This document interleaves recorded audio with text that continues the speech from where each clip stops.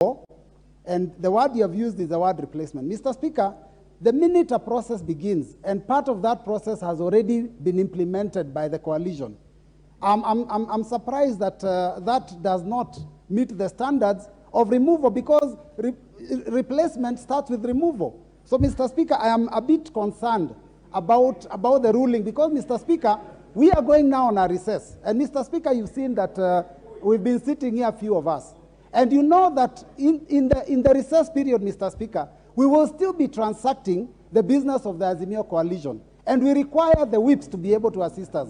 Mr. Speaker, why don't you please allow that we be given an opportunity to look for the replacement, because we have already communicated the removal. You allow us that we give the replacement, if possible, today, but allow us the removal, because that is what we communicated, Mr. Speaker. That is all we are asking, that you allow the removal and then allow us an opportunity to provide the replacement, Mr. Speaker. Honorable Mbui, the ruling is very clear. I have given you a clear direction. Go and make the correct communication.